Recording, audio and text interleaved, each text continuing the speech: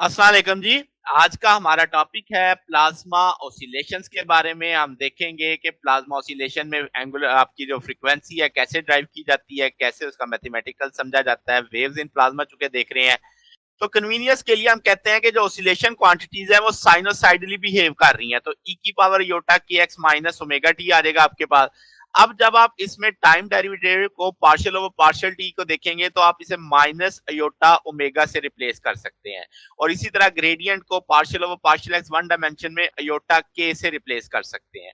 जो हमने linearisation equation पढ़ी थी in term of convective derivative वो ये थी। अब इसके अंदर पार्शियल ओवर पार्शियल टी आ रहा है, तो सिर्फ यही है, तो मैं इसकी जगह माइनस योटा ओमेगा लिख देता हूं। इसे थोड़ा सा एडजस्ट करके लिख देते हैं। यहाँ से E1 चाहिए, नेगेटिव नेगेटिव से कट जाएगा, E दूसरी तरफ जाके डिवाइड हो जाएगा। तो ये इक्वेशन बन जाएगी आपके पास इलेक्ट्रिक फील्ड की जब ओसिलेशंस आ रही होंगी। ठीक है। फिर linearisation of equation of continuity वो हमने ये निकाली थी लास्ट लेक्चर में, आप देख सकते हैं इसकी डेरिवेशन की थी। अब आपके पास पार्शियल ओवर पार्शियल टी भी है और डाइवर्जेंस भी है। दोनों की वैल्यूज हमें पता है, हम क्या रिप्लेस कर सकते हैं, तो वो मैं रिप्लेस कर देता हूं कि आप पार्शियल ओवर पार्शियल टी की जगह योटा ओमेगा माइनस के साथ और डेल डाइवर्जेंस की जगह योटा के लगा देंगे। अब आप ये फैक्टर को दूसरी तरफ ले जाएंगे तो नेगेटिव में आ जाएगा, नेगेटिव नेगेटिव से कट जाएगा, योटा योटा से कट जाएगा। सिर्फ N1 रिक्वायर्ड आपको, तो K N not U over U1 over omega. तो ये आपके पास इलेक्ट्रॉन के लिए डेंसिटी आ गई इक्वेशन ऑफ कंटिन्यूटी में। फिर लीनियराइजेशन ऑफ पॉइजन इक्वेशन की बात करें तो वो हमने ये ड्राइव की थी, इसमें भी सिर्फ पार्शियल ओवर पार्शियल एक्स है, यानी आपके पास डेल है, डाइवर्जेंस है एक ही एक्सिस पे, जैसे मैंने यहाँ पे मेंशन किया था, तो उसे योटा के से लिख सकते हैं। तो वो योटा के मेंशन कर दिया। अब आप इसे सिंप्लीफाई वर्जन में कर देंगे तो कुछ चीजें आपके पास E1 आपको रिक्वायर्ड है, N1 आपको पता है, यानी E1 निकाल चुके हैं, N1 निकाल चुके हैं, वो वैल्यूज उठा के इसमें डाल देंगे। वो मैंने कलर हाईलाइट कर दिए कि भाई आपने 1 और 2 से वैल्यू उठा के इसमें डाल दी है। अब जब आप वो वैल्यू डालेंगे तो आपके पास कुछ चीजें कैंसिल आउट हो जाएंगी, जैसे ई इस तरफ जाके ई स्क्वायर हो जाएगा, और आपके पास यहाँ पे देखें ओमेगा है। अब आपके पास इधर भी ओमेगा है। अब आपने इसको ऐसे ही रखा है, आपके पास जस्ट अयोटा स्क्वायर माइनस में आ जाएगा एप्सिलॉन। तो इस सारे को आप नेगेटिव नेगेटिव को पॉजिटिव कर सकते हैं, चीजें थोड़ी सी ओमेगा इस तरफ जाके ओमेगा स्क्वायर हो जाएगा। तो ओमेगा स्क्वायर निकालना हो तो n naught e square epsilon naught m आ जाएगा।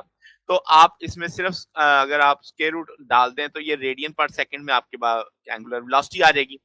तो क्या है जनाब, इस इक्वेशन को देख के क्या पता चल रहा है कि जो प्लाज्मा फ्रीक्वेंसी है वो किस पे डिपेंड कर रही है? डेंसिटी पे डिपेंड कर रही है, चार्ज पे डिपेंड कर रही है, और मैस ऑफ द पार्टिकल पे डिपेंड कर रही है। फिर सबसे अहम, प्लाज्मा फ्रीक्वेंसी इनवर्सली प्रोपोर्शनल है मैस ऑफ द पार्टिकल, आप देख सकते हैं।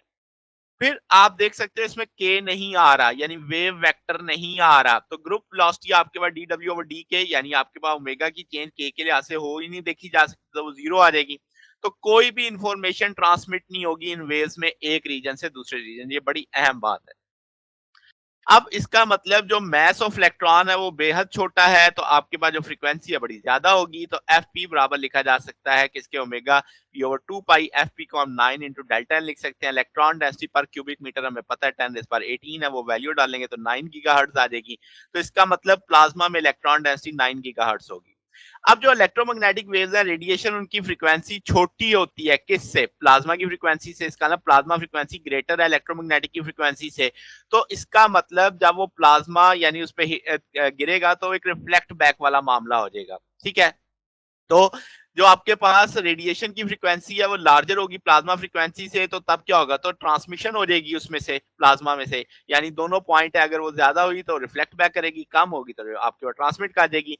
प्लाज्मा की ये जो खूबी है, इससे हम कहते हैं ये आइनोस्फेयर जो हमारी अर्थ के गिर्द होता है वहां पे काम आती है कम्युनिकेशन पर्पसेस के लिए। तो इसका मतलब कि आपने कम्युनिकेट जब जियो स्टेशन स्लाइड से करना होता है तो फ्रीक्वेंसी सिग्नल आपका बड़ा होना चाहिए किससे? प्लाज्मा की फ्रीक्वेंसी जो आइनोस्फेयर में प्लाज्मा है उससे।